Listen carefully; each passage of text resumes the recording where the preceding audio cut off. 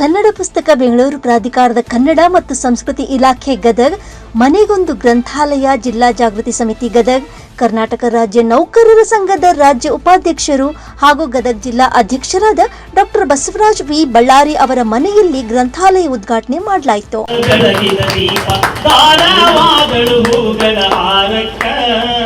ಹೆಸರು ಸಾಲು ಮರದ ತಿಮ್ಮಕ್ಕ, ಅವಳ ಹೆಸರು ಸಾಲು ಮರದ ತಿಮ್ಮಕ್ಕ. ಪುಟ್ಟ ಗುಡಿಸಿನೊಳಗ ಪುಟಿದ ಕನಸಿನ ಮದ್ದು ಹೂವಾಗಿ, ಪುಟ್ಟ ಗುಡಿಸಿನೊಳಗ ಪುಟದ ತಿಮ್ಮಕ್ಕ, ಅವಳ ಹೆಸರು ಸಾಲು ಮರದ ತಿಮ್ಮಕ್ಕ. ನೂರಾರು ನಾರುಗಳಿಗೆ ನೀರ್ ಹಾಕಿ ನೀ ಸಾಯಿ ಜಗಕ್ಕ, ನೂರಾರು ನಾರುಗಳ ಹೆಸರು ಸಾಲು ಮರದ ತಿಮ್ಮಕ್ಕ, ಅವಳ ಹೆಸರು ಸಾಲು ಮರದ ತಿಮ್ಮಕ್ಕ.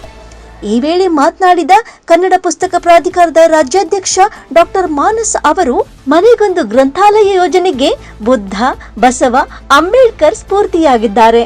ಅಂಬೇಡ್ಕರ್ ಜಯಂತಿ ಹಾಗೂ ಬಸವ ಜಯಂತಿ ನಡುವೆ ಈ ಕಾರ್ಯಕ್ರಮ ಆಯೋಜನೆ ಮಾಡಲಾಗಿದೆ ಎಂದರು. ಈ ವೇಳೆ doctor Basavaraj Ballari, doctor Ravi L Gunjikar ಸೇರಿದಂತೆ ಹಲವರು ಉಪಸ್ಥಿತರಿದ್ದರು.